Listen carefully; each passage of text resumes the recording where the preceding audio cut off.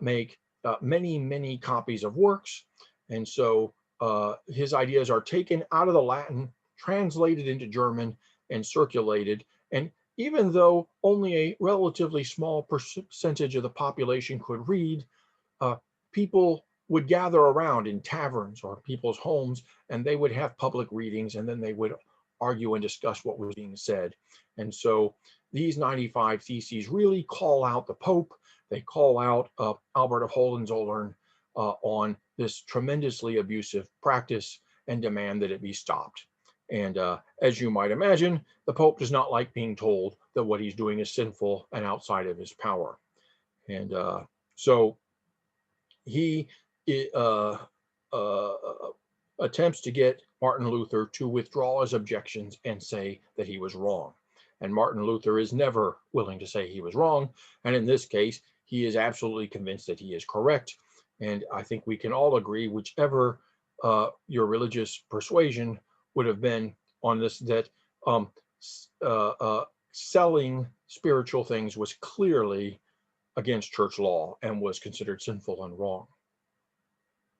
So Pope Leo X, when he can't get Martin Luther to recant, charges him with heresy. Heresy is a charge that says you are no longer in keeping with the beliefs that make you a Christian, and you are cast out of Christian society. In response to this, Martin Luther wrote 3 pamphlets basically outlining his theological positions. They are called the Justification by Faith, the Primacy of Scripture, and the Priesthood of All Believers. And I'd like to take a few moments to work through a sort of overview of what these pamphlets are talking about. He starts by saying that since good works cannot lead to salvation, traditional Christian practices like fasting and going on pilgrimages and the veneration of relics have no spiritual value. So these are very important Christian community practices. He says that praying for each other really isn't accomplishing any good either. It's not like praying for someone gets them to heaven. God has already decided who is going to heaven. So communities, the monastic communities of monks and nuns, which are dedicating their lives to praying for the souls of Christians in one form or another, these communities are accomplishing no good and they should be dissolved. He also argues that the church services, which are being held in Latin all throughout the West, are useless because nobody speaks Latin anymore except a few priests. They should be what he called demystified and presented in the language of the people living in an area. So if they speak German in an area, that's what church services should be held in. If they speak English in an area, they should be held in English.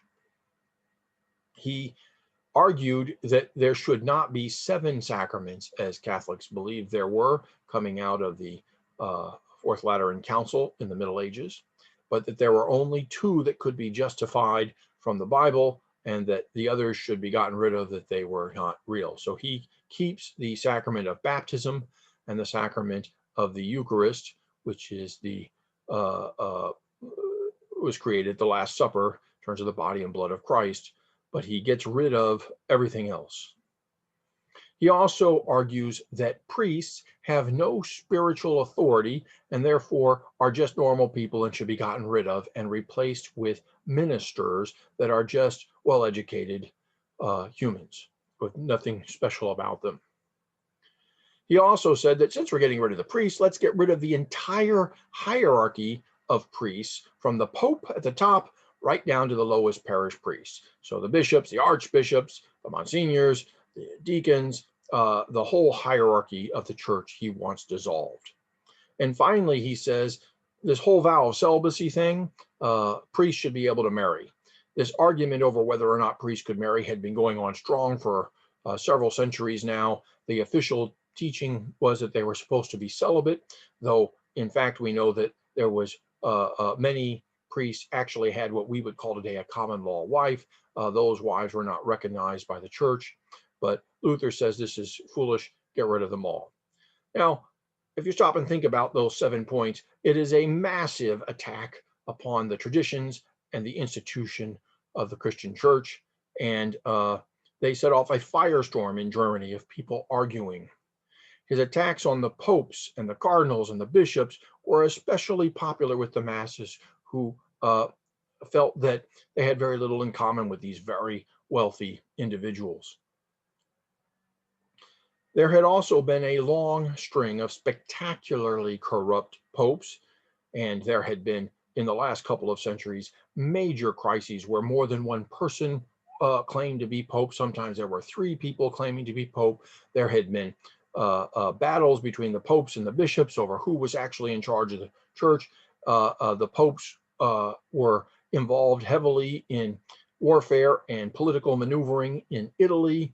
It was an ugly, ugly period for the church. The popes also had the power to heavily tax many of these German states, and but the Germans themselves had very little influence over papal policy, so it just felt very abusive to people. And the Germans didn't even have a very strong presence in the College of Cardinals that chose popes. So the institution of the church, the higher up institution, was very unpopular in the Holy Roman Empire among the masses. That is not to say that local parish priests were unpopular. There's often a disconnect between the institutional authorities and the people in the villages that are actually interacting day to day with individuals with real concern over their lives. Anyway, the Pope wants Martin Luther dead, but he has a problem. Martin Luther is a monk, and monks fall under church law, and church law does not have a death sentence. In fact, it is notoriously lenient compared to secular law. So to get around this, in 1520, when Martin Luther refuses to recant and burns the papal bull demanding that he recant in a bonfire, and throws a whole bunch of volumes of church law into the fire after it, the Pope removes Martin Luther's status as a monk. It's called releasing him, and he asks for the Holy Roman Emperor to execute him for him. The Holy Roman Emperor is willing to do that, and but one of the electors, a man, Frederick of Saxony, called Frederick the Wise of Saxony by the Protestants, interferes, and he says, how can we execute him? We haven't had any sort of trial. And so there's a big trial of Martin Luther where all the major figures of the Holy Roman Empire come together for it.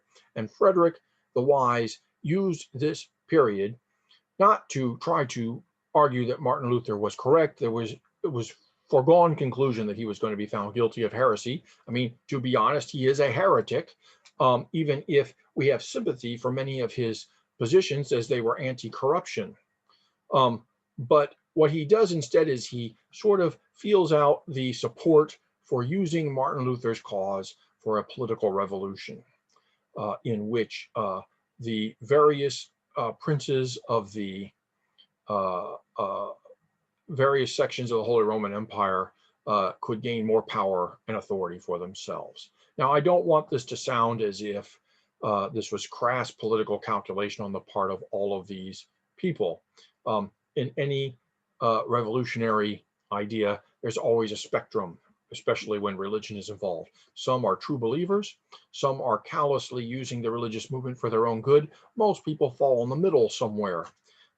But Martin Luther is snuck away so that he is not executed, and the Holy Roman Emperor goes back to the war he's involved in, and Germany sort of slowly erupts into civil war behind him, as many of these princes of the various states of the Holy Roman Empire begin to decide whether or not they wish to stay in the Catholic fold or they wish to create a Protestant church and confiscate church land for themselves, something Martin Luther is arguing they should do.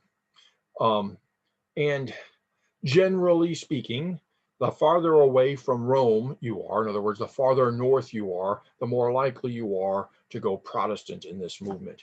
But that does not mean that whole states magically become Protestant. Every area, whether they're in Rome itself or in Saxony, far, far away from Rome, have some Protestants and they have some Catholics. It's the question of density and how rapidly do these changes happen.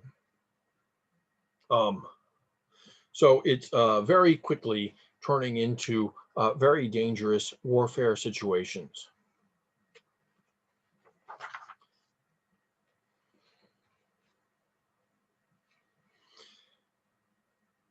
In 1523, Martin Luther began preaching support for his princes that had moved in his direction. And he argues now that, and in 1523, he begins to argue that godly rulers must be obeyed in all things, and even ungodly ones cannot be actively resisted, since tyranny is not to be resisted but endured.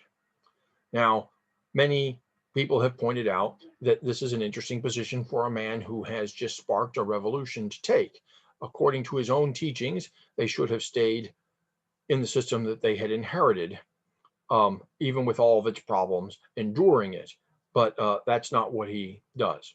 2 years later, there's a massive peasant revolt, of which one of the issues gravely concerning the peasants is this move to Protestantism.